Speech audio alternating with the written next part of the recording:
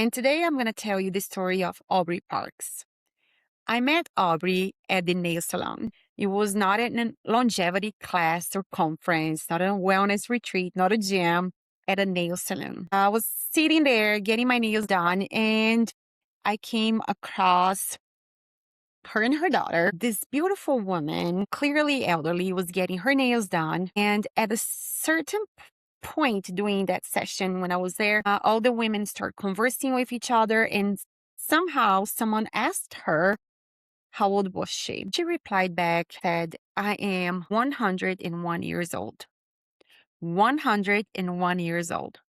Of course, I immediately became curious. I have questions. I can help myself. I'm a curious person. And we don't meet people who are 101 years old on a daily basis.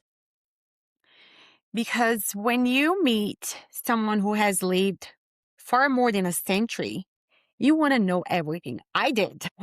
My mind, I was going, what does she eat? Does she exercise? Did she drink? Did she smoke? Does she like sugar? What is her secret? We are all obsessed with certain questions. What is the formula, right? What is the formula?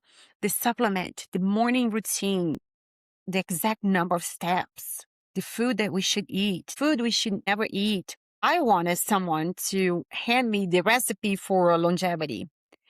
I want to be at 101 getting my nails done, walking on my lawn, and sitting a nail salon for 1 hour to be caring for my nails. I found that very powerful. But the more I listened to Audrey, the more I realized something.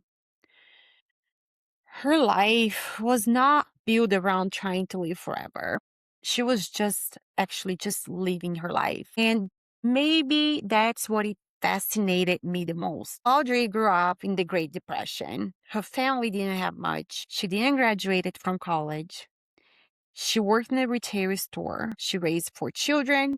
She cared for her husband, who was a disabled veteran. And she lived through the years during recession, loss, cultural changes, and more than 100 years of ordinary days. And when I asked her about her life, there was no dramatic secret.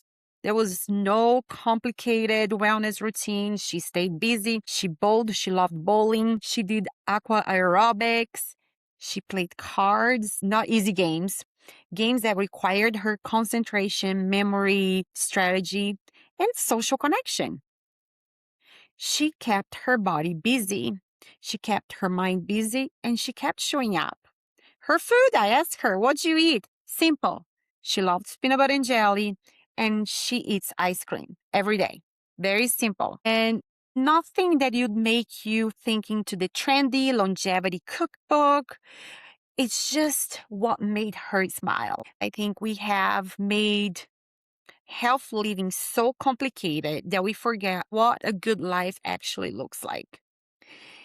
And talking to Audrey brought me back again to the basics.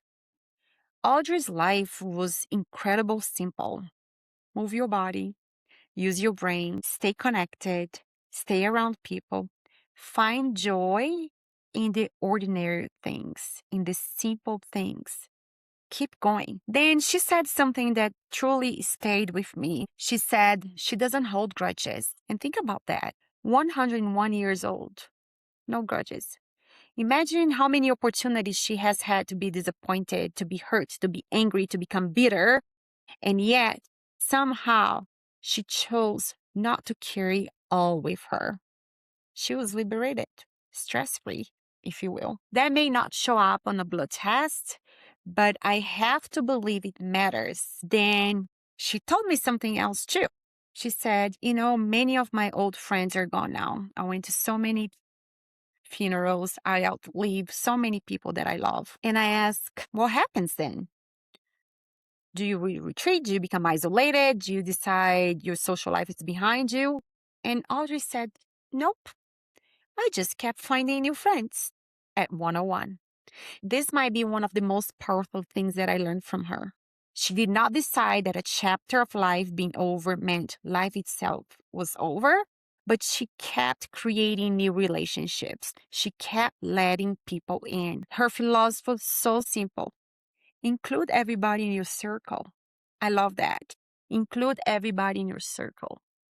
Maybe longevity is not only about what we avoid, maybe it's about what we continue to let into our lives. New people, new conversation, movements, smiles, purpose, curiosity, joy. Audrey never gave me some magical answer on how about to live 101. And I actually think that's what made her story so powerful. Her life was not optimized, it was lived.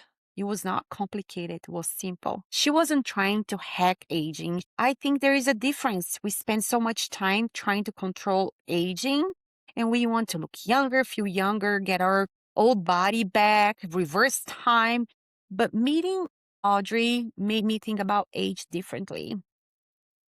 What if the goal is not to stay young? What if the goal is to stay engaged, to stay capable, to stay curious, connected, keep moving and adapting, to keep opening the door when life invites you into something new? Because Audrey at 101 is still doing something that many people stopped doing decades early. She still opens her life. She's still getting her nails done. And maybe that's a lesson. A long life is not necessarily measured by the number of years you survive. It's measured by how many of those years you continue to participate in. So maybe we don't need to ask, how do I live to 101? Maybe the better question is, if I am lucky enough to live that long, what kind of person do I want to be when I get there? Do I want to be someone who is still moving, still laughing, still learning, making new friends, getting my hair and nails done, sitting on a table playing cards, making room for people in my circle? That sounds pretty incredible and a beautiful version of longevity. So today I have a new concept of longevity, and what is Audrey remind me of? Just don't live longer, stay open to life. Thank you for listening to this very short podcast, but I hope you learned something from Audrey today.